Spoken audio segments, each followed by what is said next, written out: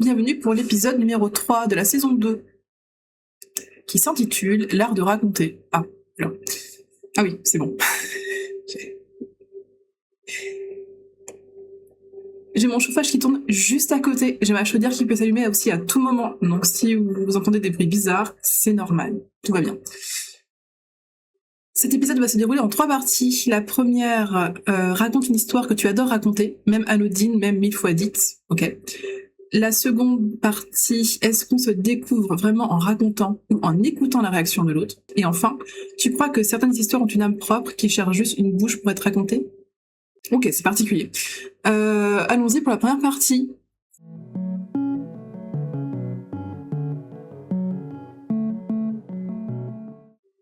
Raconte une histoire que tu adores raconter, même anodine, même 1000 fois dite.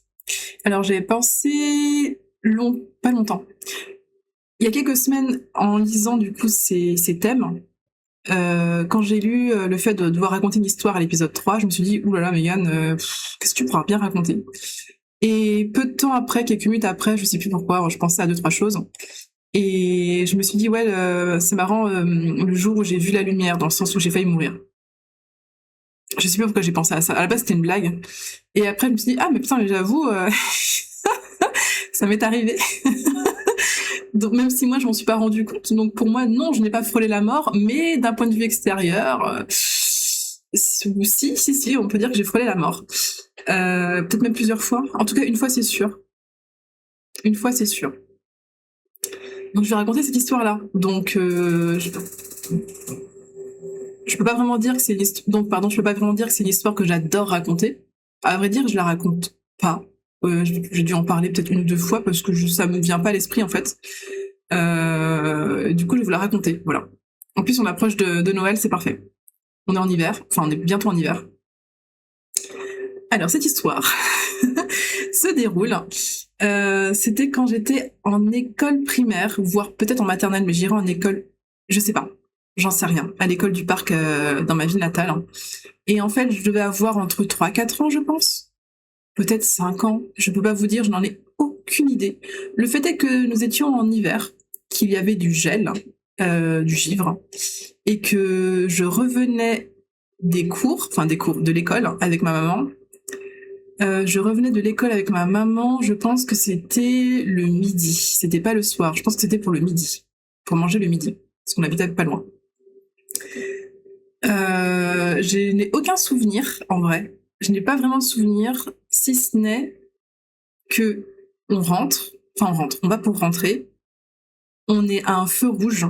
Littéralement, en fait, on est au feu rouge, on traverse, et juste là, il y a ma porte d'entrée, la porte de là où j'habitais avant. C'est un portail, en fait, et après, on monte, et voilà. Et en fait, avec le givre, je tenais la main de ma maman, pourtant, et elle me tenait, il n'y avait pas de souci là-dessus. Je suppose que la poigne n'était pas très forte, décidément, entre ça et les haltères. Et j'ai glissé, je ne sais pas comment, c'était au feu rouge. C'était au feu rouge. Donc ça veut dire que les voitures... En fait, ça veut dire que techniquement, on devait traverser, c'est ça. Techniquement, on aurait pu traverser, mais on l'a pas fait parce que je pense que en vrai, comment expliquer? C'était au feu rouge pour les voitures, et pour nous, c'était du coup au feu vert, logiquement. Et je pense que le feu était là depuis un petit moment, et ma mère a dû se dire, bon, moi j'ai une gamine de 3-4 ans qui marche à côté de moi, il fait froid, on est en bottes d'hiver et tout, on est censé prendre le temps de traverser, donc là, on attendra le prochain round, on va dire. Et là, en fait, j'ai glissé, et j'ai glissé littéralement, je sais pas comment, sur le trottoir, genre la petite marche du trottoir, et j'ai glissé jusqu'à sous le camion, parce que c'était un camion qui était arrêté au feu rouge. En gros, j'étais sur le trottoir avec ma maman, juste la première partie du passage piéton, ce sont les voitures qui viennent de la gauche, donc qui viennent de la gauche. En fait, c'est un petit carrefour, donc ils peuvent venir de derrière, de la gauche ou un petit peu de devant, bref. Et ensuite, l'autre voie, c'est les voitures qui viennent de la droite et qui sont arrêtées au feu rouge. Et moi, j'ai glissé, j'ai traversé en glissant la voie de gauche à droite, d'accord, pour atterrir sous un camion qui était littéralement arrêté au feu rouge, donc sur la voie de droite. Qui était du côté de la maison, donc en face. Ma mère, ni une ni deux, déjà choquée, parce qu'ensuite, le feu passe au vert, et moi je suis sous le camion, littéralement. elle sait pas à quel endroit je suis. Puis je pense que le temps de réaction qu'elle a eu, genre qu'est-ce qui vient de se passer, qu'est-ce qui vient de glisser là sur le trottoir, sur la route, je sais même pas comment j'ai glissé. Je me rendre compte. Et j'étais sous le camion. Ça, je m'en souviens. Je me souviens vaguement d'être sur le trottoir avec elle, très vaguement, et je me souviens d'être glissée, enfin pas d'être glissée, mais tout d'un coup d'atterrir, d'être sous le camion, sur le dos, et de voir en fait tous les tuyaux du camion, quoi. Et c'était vraiment un vrai gros camion. On est sur un camionneur, quoi, un truc de marchandises et tout. Donc là, le feu commence à passer au vert. Donc le camion va pour redémarrer, pour avancer. Et je crois que ma mère, voilà, c'est ce qu'elle m'a raconté. Elle a hurlé. Je crois qu'elle s'est précipitée devant le camion sur la route, ou alors elle a dû hurler au niveau de la cabine, enfin du monsieur, pour qu'il s'arrête absolument, qu'il démarre pas en fait. Et elle était en hystérie, hein, vous imaginez bien. Moi, je me rappelle qu'il y avait un bruit de camion, donc le camion était en train de redémarrer et d'avancer. Et il a dû voir ma mère. Attends. Vous allez comprendre pourquoi, mais... Et en fait, du coup, il s'est arrêté, il dit, qu'est-ce qui se passe? Et là, elle a dit, ma fille est sous le camion, et du coup, il était littéralement choqué, il s'est arrêté directement, il a arrêté le camion, ils sont vite... ils étaient sur le côté, en plus, juste à côté, je me rappelle, hein. En gros, je vais vous dire l'adresse, parce que c'est pas grave. C'était je me rappelle plus du numéro, mais c'est au Carouge. Au Carouge, dans ma ville natale, où en fait, il y a une auberge qui s'appelle l'auberge du Carouge, qui se trouve littéralement à côté du portail où j'habitais. Et en fait, du coup, à ce moment-là, il y avait, c'était une auberge, en gros, c'était un bar tabac, quoi. Et il était très, très, maintenant il est fermé, mais à l'époque, c'était très répandu. Enfin, les mecs surtout y allaient beaucoup. Et le gars me connaissait, en plus, le tavernier, si je puis dire.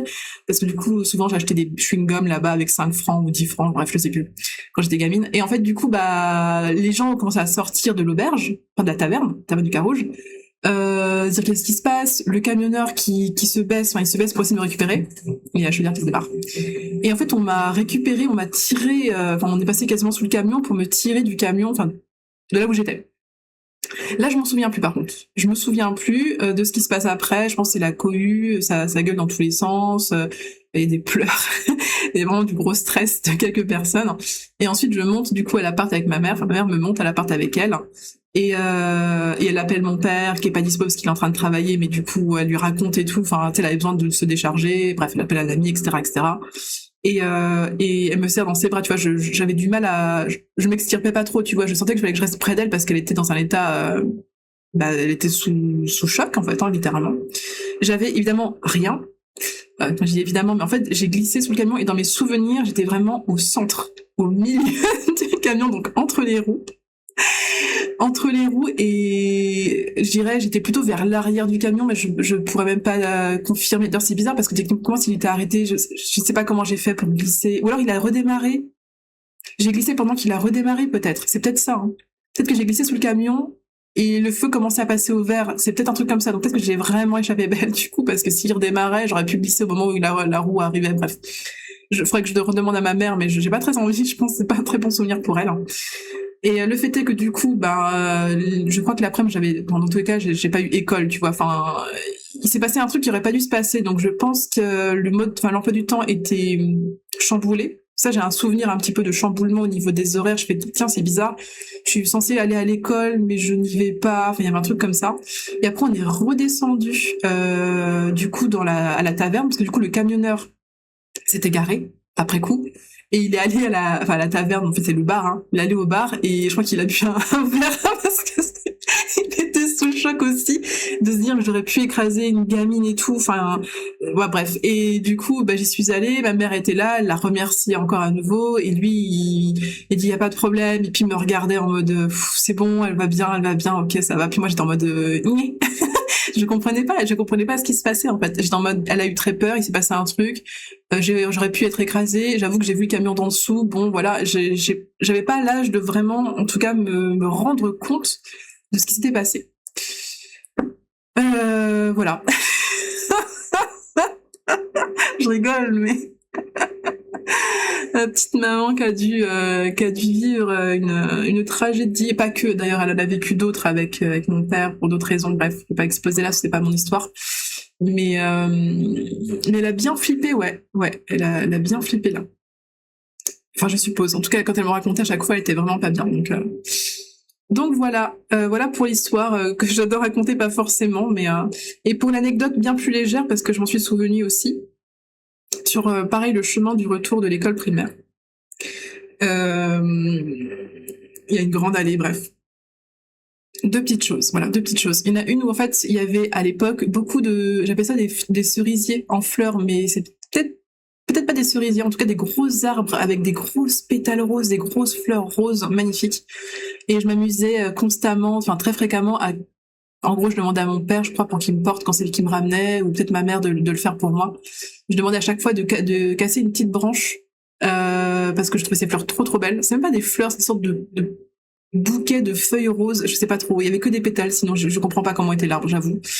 Et on mettait ça dans un verre à moutarde sur la table, et j'étais contente à chaque fois de ramener, pas tout le temps, mais très souvent de ramener une boule de fleurs comme ça en disant regarde, parce que je trouvais trop beau. Et au début ma mère était contente, puis au début elle était en mode bon c'est gentil mais pas tous les jours Mégane. Moi j'étais juste en mode oh, c'est magnifique, faut que je prenne. Et quand je prenais pour l'offrir en mode regarde comme c'est beau, et tous les jours comme si j'oubliais comme un poisson rouge, ah mais c'est quand même vachement beau, et je recommençais à en prendre. Et la seconde chose qui est moins glorieuse on va dire, c'est que il y avait donc en revenant de l'école, encore une fois, il y avait je sais pas pourquoi, mais il devait y avoir un tube de crème de marron par terre. Des fois, il y avait même une conserve de boîte de crème de marron par terre. Mais en plus, c'était de la bonne, hein. De la bonne crème de marron. La crème de marron, peut-être qu'elle vient du Morvan, je sais pas. Mais c'est vraiment dans une sorte de conserve et ça fait un peu à l'ancienne, le design. Et il y avait un tube, là, un petit tube. Hein. Et je vais pour le ramasser en me disant, mais c'est trop bien. J'adore ça en plus, dis donc, c'était parfait. Le tube était pas neuf, hein, il était un peu usé, mais bon, voilà quoi. Et ma mère qui était en mode non, repose ça tout de suite. Et je me rappelle que sur le moment, je comprenais pas. Je fais mais c'est de la crème de marron, c'est gratuit, c'est par terre. C'est emballé. Genre, on peut le prendre. Alors qu'en soi, il avait été utilisé, certes. Mais pour moi, emballé parce que c'est pas la crème de marron qui était posée littéralement et étalée sur le sol, tu vois. Ma mère qui me dit non, c'est sale, ne prends pas ce qu'il y a par terre, ne prends ce qu'il y a par terre. Voilà, ça c'est un souvenir que j'ai aussi. Du coup, je vais pour me baisser et je le prends pas et je la regarde en mode. Et vraiment, je sens. Moi, c'était une opportunité loupée. Je fais mais c'est trop bizarre, c'est dommage. Ok, c'est sale. On prend pas parce que c'est sale. Et en même temps, je me dis mais l'intérieur c'est pas sale. L'intérieur il est propre. Voilà. À la Mégane de Stéphano et sinon, j'arrivais pas à dire cirque. Je disais stric ou risque ou je sais pas comment. Et pendant longtemps, j'avais du mal à dire cirque, à faire le se. Et je m'arrêtais là en tout cas pour pour les anecdotes de la partie 1. J'espère que vous avez apprécié, n'est-ce pas? On est parti pour la partie 2.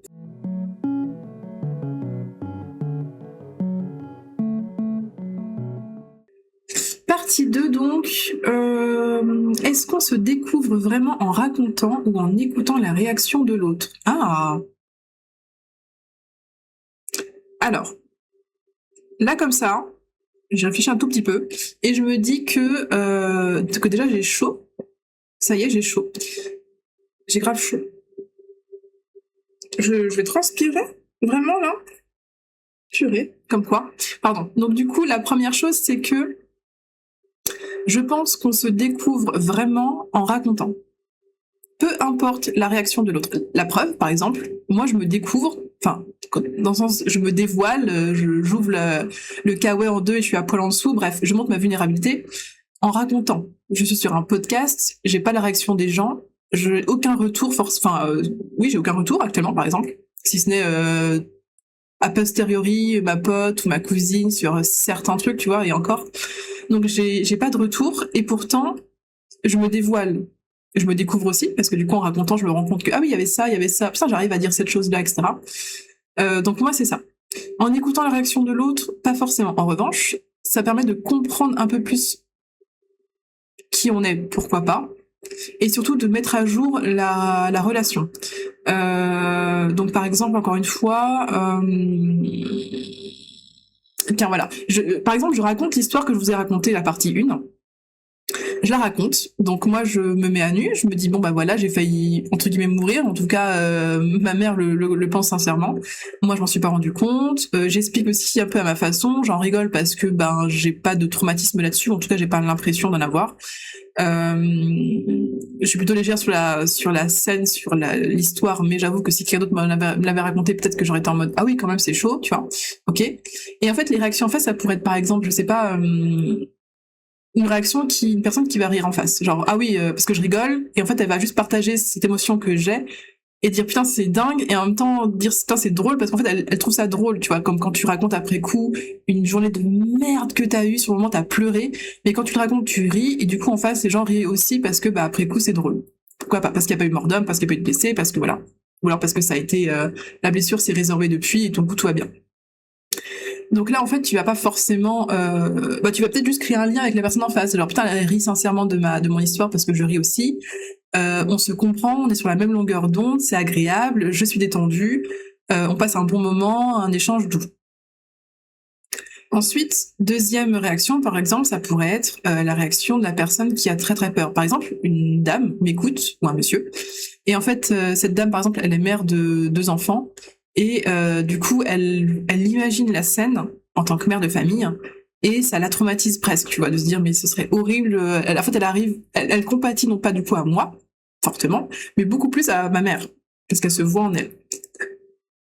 Et en fait, ça la met très très mal, et en fait, genre, elle fait des gros yeux, je vais pas dire qu'elle a du mal à respirer, mais elle a une forme d'anxiété qui monte. Et elle va pas forcément rire, mais dire, mais tu te rends pas compte à quel point t'es passé à côté de la mort, c'est horrible, et quelle tragédie, heureusement, tu vois, puis elle se met à prier, etc., etc. Là, forcément, je vais avoir je vais être plus mal à l'aise. Du coup, je vais mettre à jour la relation. Dire, ah, en fait, avec cette personne-là, je peux pas juste rire et dire de la merde et on est en mode full naturel parce que moi, naturellement, je vais dire du caca, des bêtises et voilà.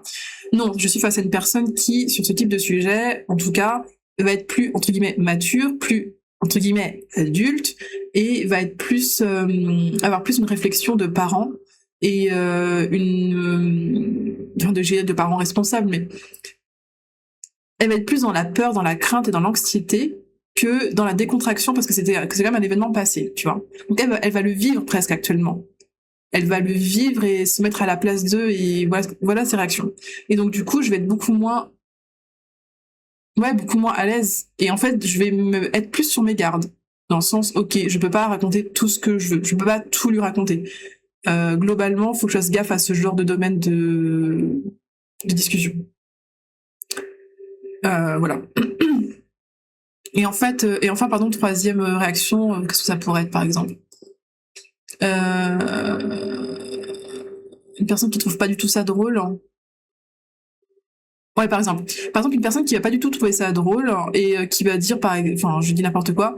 Ouais, le camionneur, c'est n'importe quoi. Tu te rends compte, il a même pas fait gaffe. Ou alors, qui va être en mode, ta mère, mais c'est n'importe quoi. Moi, à sa place, je t'aurais tenu la main bien plus fortement. Bref, qui va critiquer, juger, qui va être un peu aigri de la situation alors que c'est pas elle qui l'a vécu, mais qui va juger fortement ce qui s'est passé. Parce qu'elle va imaginer encore une fois la scène, comme pour les 3 autres. Enfin, les 2 autres, mais elle va plus voir une forme d'injustice, en fait, sa peur de quelque chose de grave qui aurait pu se passer, ce ne sera pas juste la peur d'être démunie et du sort, en fait, qui s'abat, mais de se dire, c'est pas normal, ça aurait pas dû se passer, j'aurais pu ne pas avoir cette peur-là, en fait. On peut régler le problème en amont, on aurait dû le régler en amont, ta mère aurait dû faire ça, le camion aurait dû faire ça, les trottoirs auraient dû être différents, il devrait y avoir un truc anti-glisse, qui ne glisse pas, que sais-je. Et là, pareil, là, si une personne est comme ça, bah, on va râler sur tout et n'importe quoi, surtout si moi j'en rigole en plus. Je vais être en mode encore plus sur mes gardes, en mode, ok, ça c'est le niveau 0, genre c'est une personne chiante. Désolée, hein, je suis honnête. Je trouve en tout cas que c'est une personne chiante, qu'elle râle sans comprendre derrière tout ce qu'il peut y avoir. Je peux aussi comprendre que du coup, ça l'affecte tellement que son premier réflexe, c'est de râler pour éviter ce type de problème plutôt que de le subir et de faire passer l'émotion. Donc elle le fait passer en voulant contrôler les choses. Et du coup, bah, je serai en mode flemme, quoi. Genre, ok, d'accord, j'allais parler, mais en fait, j'aurais mieux fait de pas lui en parler. Bah, du coup, tu sais quoi, je vais écourter le truc. Je fais, ah oui, ouais, bon, tu sais, hein, la vie, hein. Bon, on fait autre chose, là, tu vois, hop, on passe à autre chose. Ou alors, je l'ignore un peu et je vais plutôt rigoler avec, par exemple, son pote qui, lui, trouve ça drôle, quoi, voilà. Donc, tout ça pour dire que, certes, je me dévoile évidemment en racontant quelque chose.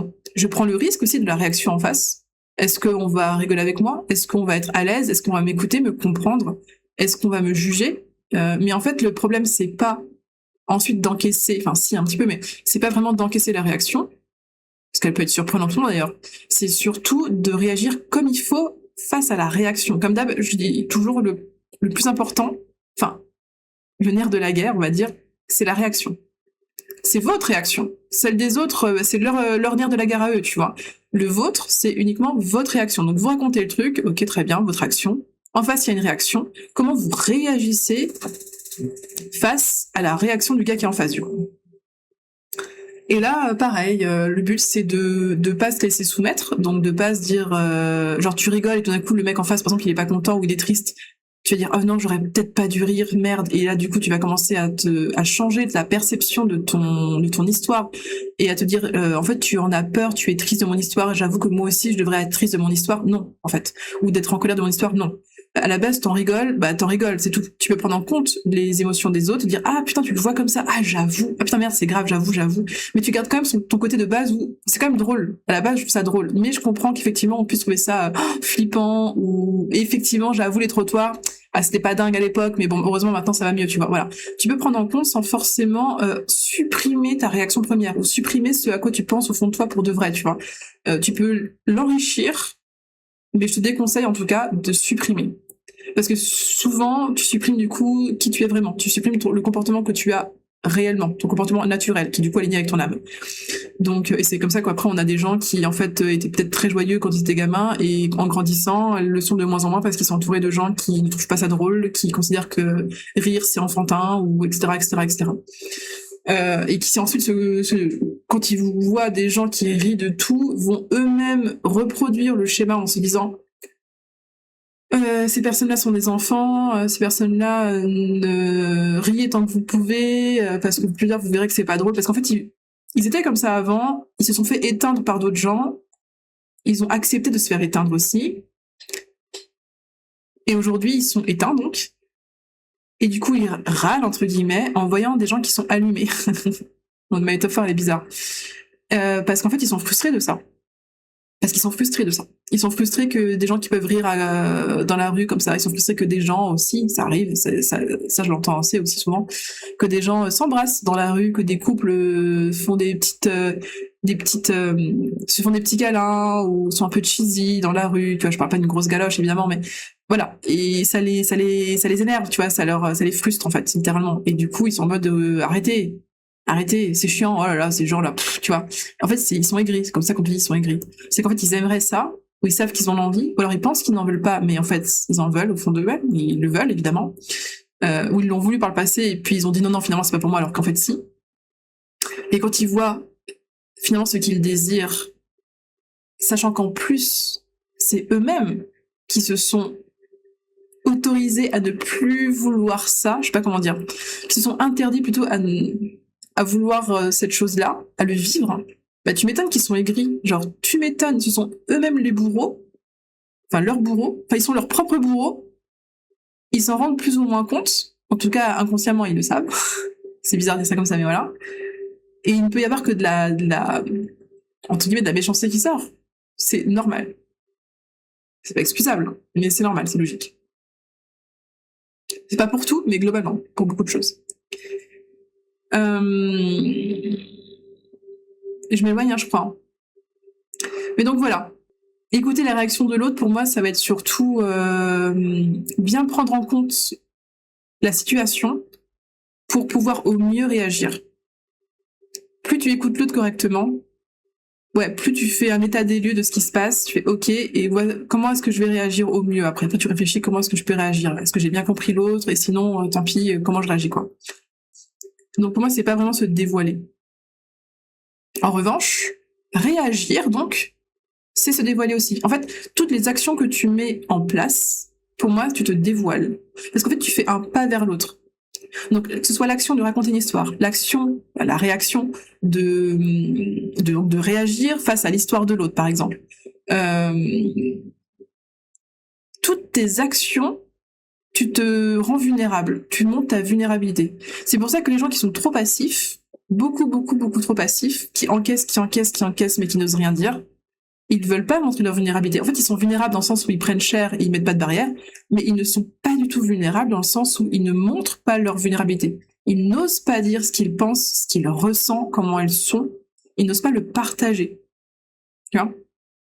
À l'inverse, on va dire une personne bourreau, donc une personne qui va par exemple t'agresser, imposer ses valeurs ou quoi, etc., etc. En fait, ne montre pas non plus vraiment sa vulnérabilité, il va attaquer. Il va, en fait, c'est simple. Il va agir, mais pas comme il l'aimerait au fond de lui agir. Donc, au lieu de dire ce que tu me dis, ça me fait du mal, je me sens trahi, par exemple, il va dire de toute façon, t'es qu'un faux cul. Pardon. De toute façon, t'es qu'un faux cul, je savais que je pouvais pas te faire confiance et que t'es qu'une merde, tu vois. Il va attaquer. Il se montre pas vulnérable en disant ça. Il se montre vulnérable en disant tu m'as trahi, je considère que tu m'as trahi, je m'attendais à ce que tu fasses ça et en fait tu as fait ça.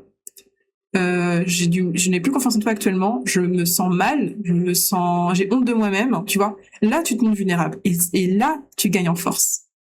Tu gagnes en XP de l'âme aussi. Donc pour moi, non, c'est vraiment comme d'hab. Ça rejoint ce que j'avais dit dans un autre podcast, dans un autre épisode. Ce sont tes actions et tes réactions, c'est ce que toi tu fais qui va faire que tu montes ta vulnérabilité. En fait, imaginez vraiment, pour l'image, désolé, mais imaginez un mec à poil sous son kawaii qui l'ouvre. Voilà. Son action, c'est d'ouvrir son manteau. Et il a à poil en dessous, quoi.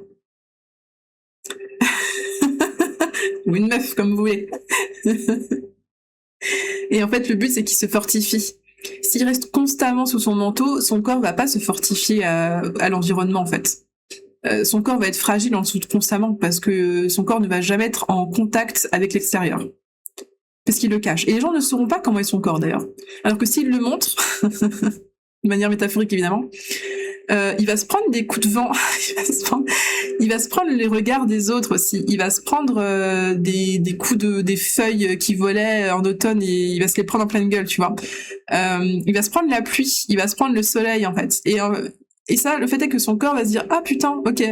Il y a des fois il fait froid, des fois il fait chaud, et il va réagir en fonction, il va se renforcer naturellement. Comme par exemple quand on marche pieds nus, au bout d'un moment on a le pied qui devient de plus en plus, c'est vrai que c'est la couenne.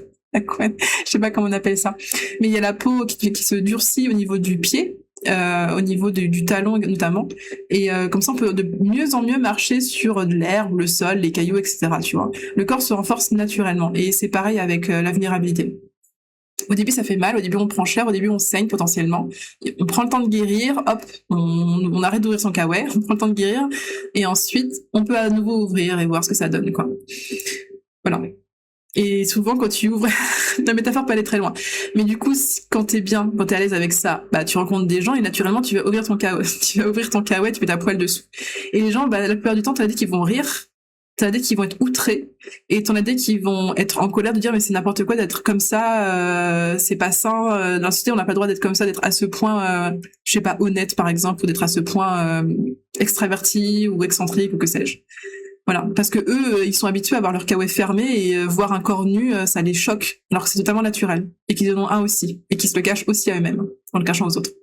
Bon, j'arrête ici pour la métaphore qui est de plus en plus longue, on va passer à la partie 3.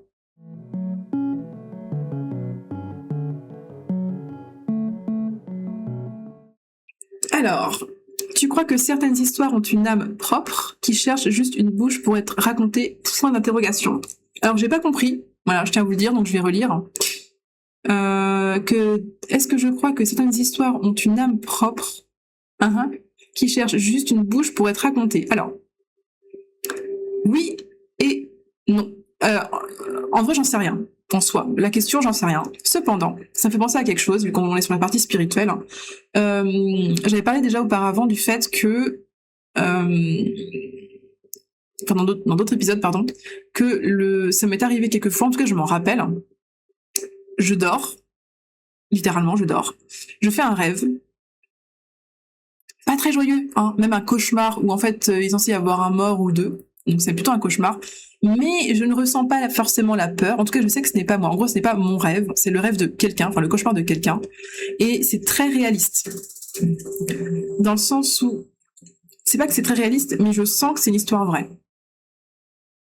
En tout cas, il y a un fond d'histoire vraie. Et à un moment donné, il y a un mort, ou il est censé y avoir un mort, enfin, c'est assez tragique. Je suis censée être la personne notamment qui meurt, par exemple, mais ce n'est pas vraiment moi. Et quand la mort arrive, alors soit j'arrive à la détourner, mais du coup, dans ce cas-là, je modifie l'histoire. Ok, pourquoi pas, ça m'est arrivé une fois. Soit je vois la mort arriver, je suis en mode, ah, en fait, un coup je suis la personne qui va mourir, un coup je suis, entre guillemets, à la troisième personne, et je suis en mode, ah, elle va mourir. Et du coup, c'est moi-même, bref, peu importe. Parce que je sais déjà ce qui va se passer, en fait. Et en fait, ça, j'estime que, donc ça, c'est quand je me réveillais juste après ces petits cauchemars-là, mais qui ne m'ont pas fait peur du tout, en fait. Et sur le moment, je me dis, ok, c'est bon, j'ai compris. En fait, ce sont des défunts. Alors que c'était la première fois que ça m'arrivait, hein. Donc je savais même pas que ça pouvait exister, je savais même pas que, enfin, je savais pas que ce genre d'expérience existait, c'est ce que je veux dire. Et je me suis dit, ok, ce sont des défunts qui sont passés à côté de moi en vrai, pendant que je dormais. Des personnes, moi j'appelle ça des spectres, donc ce sont pas des défunts fantômes dans le sens des défunts qui se sont épanouis, tout va bien, ils peuvent passer à autre chose. Non, ce sont des défunts qui sont bloqués d'une manière ou d'une autre à cause de quelque chose, d'un traumatisme, ou qu'ils ont trop de poids sur eux, trop de traumatisme, trop de blessures d'âme, trop de ils ont pas compris assez de choses pour pouvoir passer à l'étape suivante, tu vois. Ils sont obligés de rester là pour pouvoir un peu épurer ce qu'ils ont en eux, parce que sinon à la suite ça va être catastrophique pour eux. Et en fait, ils passent et ils estiment, je pense qu'ils arrivent à bien l'estimer correctement même d'ailleurs, ils voient un petit peu les gens, les êtres humains vivants, donc nous, qui sont capables d'encaisser ou non leur mémoire. Donc le mémoire de leur mort notamment. Et pour moi, c'était ça. J'ai fait 2 rêves comme ça, donc 2 cauchemars. Je l'appelle ça comme des cauchemars, même si moi je les ai vécus correctement, de manière neutre. Un où effectivement, rapidement, je vais pas trop raconter l'histoire, mais c'était dans un autre pays, c'était à une autre époque aussi, je pense, ou alors c'était un pays qui n'était pas très développé. Et en fait, il y avait un sorte de petit village vite fait. Bref, c'était une femme. La femme était... il y avait genre des caravanes avec du fromage italien. Enfin, pour moi, c'était du fromage italien, mais bon, vu que j'ai pas la culture générale, je suis pas omniscient, donc c'était autre chose. Et il y a une petite caravane avec des hommes, 2 hommes dedans, et sinon il y avait plutôt des femmes, et puis un village classique.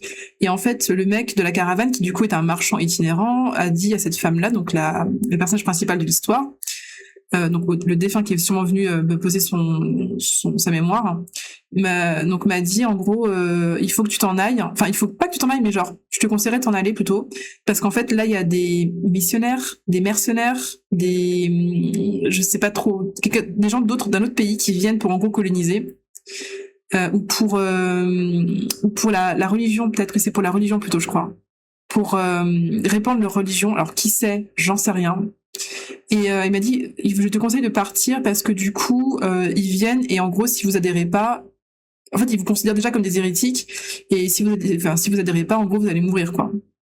Et il le sait parce qu'il a déjà été dans d'autres villages qui ont subi ça, etc., etc. Donc lui, ça va parce que lui, c'est un marchand itinérant, donc il le laisse tranquille, on va dire. Il joue double jeu un petit peu. Et la femme était en mode, ben, ok, d'accord, mais en même temps, elle pouvait pas partir. C'était un village plutôt pauvre. Enfin, ils avaient pas grand chose. Enfin, c'était un village, quoi. Ils vivaient dans leur village depuis des années, des années. Et effectivement, quelques temps après, pas beaucoup de temps après, moi, c'était le lendemain dans mon rêve, c'était un peu plus longtemps après. Effectivement, quelques personnes, quelques mercenaires ou missionnaires sont arrivés et ils se sont agenouillés. Donc ils ont dit aux gens du village de s'agenouiller et de réciter ou de faire un truc. Et elle est en mode bah non, je veux pas. Il y en a des qui ont dit oui, d'autres qui comprenaient juste pas ce qui se passait. Et elle était en mode non, je veux pas, je refuse. Et il y a des gens qui ont commencé à se rebeller. Et puis bah elle a fini. Je crois que là elle est finie morte. Elle a fini morte. Elle a fini tuée. Qu'est-ce que je dis? Enfin, en tout cas, à ce moment-là, elle est morte. Je me suis réveillée et j'ai senti en fait une sorte de un soulagement. Pas non plus en mode ah enfin, mais genre ok c'est bon, un poids en moins, tu vois. Genre j'ai pu me délester d'un poids, j'ai pu donner ma mémoire à quelqu'un qui pouvait l'encaisser, qui pouvait. En fait, elle voulait juste, selon moi, ce défunt-là voulait juste une personne qui se rappelle de son histoire, une personne qui soit là pour pas forcément le répéter, bon même si là je le répète, mais ça finisse pas comme ça. En fait, comme si elle avait besoin de le transmettre à quelqu'un avant de pouvoir partir tranquillement, tu vois. Donc moi j'ai vu ça comme ça. Je dis pas qu'elle est passée à l'étape suivante de sa vie de défunt, mais en tout cas elle a coché sa quête. Je sais pas comment dire ça. Elle a validé sa quête. Elle avait besoin de faire ça et elle cherchait peut-être depuis un bon moment une personne qui pouvait, comme je dis, encaisser ça.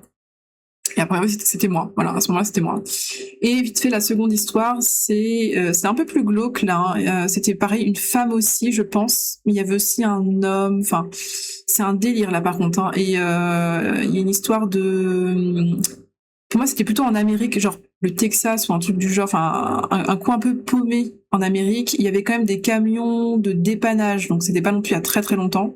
Enfin, ça pouvait être très longtemps, mais c'était pas non plus il y a genre 100 années, quoi. 100 années en arrière ou 200 ans en arrière.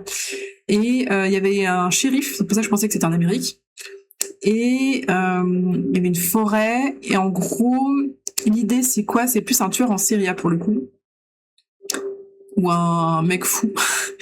Elle était avec quelqu'un. C'est assez flou, hein, donc je vais raconter ça de manière très floue. Tant pis. J'ai noté dans mes rêves, mais flemme. Elle était avec quelqu'un, un mec, et en fait, elle se rend compte qu'il allait pour la tuer, elle et sa pote, parce qu'elle avait une pote. Quelqu'un qu'elle connaissait en plus, hein, qui l'a manipulée pour, je sais pas, peut-être être actrice ou que sais-je.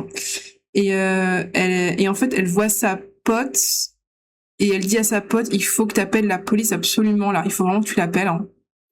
Et lui, il va pour tuer qui? Je sais plus qui. Je crois qu'il va pour tuer sa pote et elle est paralysée ou je sais plus trop ce qui se passe. Et en fait, la meuf en question, donc le personnage principal, hein, donc on va l'appeler Jeanne, ok? Jeanne, sa pote Marie et les deux mecs, voilà. Bref, et donc il y a le tueur, le premier tueur, ok, et merde, Jeanne, le personnage principal, voilà, voit, genre ça toque à la porte, elle l'ouvre et là elle voit en gros son meilleur ami entrer, genre hey, un mec qu'elle connaissait, genre hey, il rentre, elle dit putain c'est bon, il va me sauver, c'est bon, mais en même temps il y a ce petit côté genre non, il va pas te sauver, non pas du tout, au contraire. Et là le gars donc rentre et en fait ils voient le tueur en série, ils se comprennent plus ou moins, ils sont pas alliés, mais ils sont pas non plus ennemis, mais ils savent ce que l'un fait, ce que l'autre fait. Et là, ils se mettent d'accord plus ou moins, mais de manière bizarre. Et moi, j'arrive à m'enfuir, donc Jeanne. Marie, je crois qu'elle a eu le temps d'appeler la police, parce que le shérif est arrivé après. Mais elle se fait défoncer. En fait, elle est paralysée. C'est comme un animal pris dans les phares et qui bouge pas. Et elle se fait défoncer, mais genre, j'ose même pas imaginer ce qu'elle a subi. Mais voilà. En tout cas, elle meurt. Et en fait, ouais, c'est ça le truc. C'est qu'en fait, moi, je vais pour sortir. C'est ça. Je vais pour sortir, pour m'enfuir de la maison. Et là, ça se dissocie en deux choses. Normalement, l'histoire vraie, en tout cas l'histoire du défunt, en tout cas de sa mémoire, Jeanne meurt ici. Jeanne meurt, en gros, elle se fait choper par son meilleur pote, qui la ramène dans la maison d'une certaine manière. Mais Jeanne, elle est aussi pareil, elle est aussi choquée, elle est sous le choc, tu vois. Elle va pour s'enfuir, mais en vrai, elle est sous le choc. Elle a du mal à se défendre parce qu'elle se dit mais comment ça, genre, c'est une personne avec qui elle avait confiance, bref. Une double trahison d'ailleurs en passant, donc d'avoir une sacrée blessure de trahison à guérir à moins qu'elle l'ait déjà guérie. Et là donc l'histoire normalement se termine là, sauf que moi j'ai continué l'histoire. Sur le moment je m'en suis pas rendu compte. Je me suis échappée, genre vraiment je me suis démenée, donc je me suis échappée de la maison. Je suis sortie de la maison. J'étais je crois en pieds nus, enfin à moitié à poil, je sais pas trop. Je vois l'allée qui remonte avec une camionnette de shérif qui arrive. Camionnette de dépannage et un shérif aussi dedans. Donc je sais pas trop comment ça se passe. Ou un bûcheron ou des pompiers. Je crois que c'est des pompiers. Je crois que c'est 2 pompiers. Ah, je sais plus. Bref. Et avant qu'ils arrivent, je retourne quand même vers la fenêtre qui donnait vers l'extérieur. En fait, il y avait une fenêtre. Tout se passait au rez-de-chaussée. Donc je suis à l'extérieur. Je me mets devant la fenêtre de la pièce où on était avant, où il se passe probablement un carnage.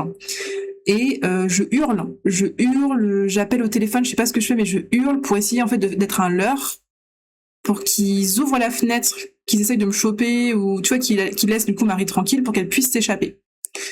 Ça se passe pas vraiment bien. Je crois que ça marche pas vraiment, ou je suis en mode non, c'est inefficace. C'est inefficace comme dans Pokémon. Et en fait, du coup, bah là, je me retourne et je m'enfuis parce que du coup, les mecs commencent à ressortir pour me courser. Et c'est là où je rencontre du coup un shérif et peut-être 2 pompiers. Et en fait, c'est mon meilleur ami, c'est ça, mon meilleur pote entre guillemets, hein, qui me coursait. Et au shérif, je lui dis non, faut pas que vous le croyiez. Et en fait, mon pote est pote avec le shérif. Genre le shérif, à aucun moment il va se dire que mon pote c'est un criminel, tu vois. À aucun moment il va se dire ah mais c'est machin, je le connais. Et en plus mon pote a une bonne éloquence, il sait bien parler, il dit en mode oui oui machin et tout. Et là ça se transforme en manipulation et moi en tant que meuf je suis en mode je suis dans la merde, je suis absolument dans la merde. Qu'est-ce que je fais? Et donc les deux mecs, les pompiers ou le shérif, je sais plus quoi, vont vers la maison. Et moi je me dis et j'ai mon pote qui me regarde en mode t'es foutu, meuf, t'es foutu en fait.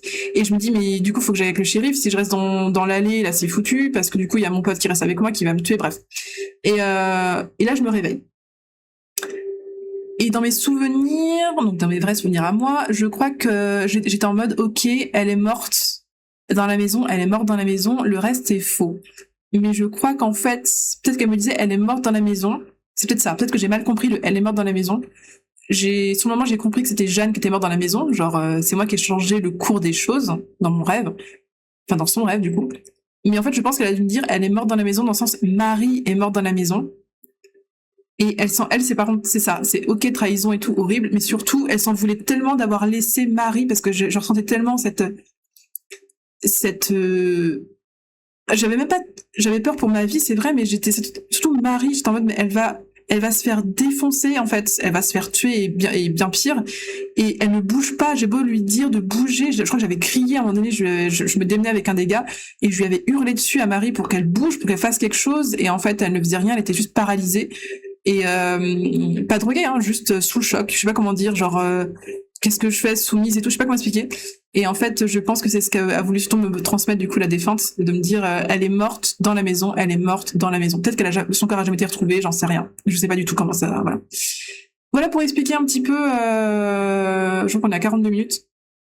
Voilà pour expliquer un petit peu. Est-ce que je crois que certaines histoires ont une âme propre? Non. Ce sont des histoires, point barre.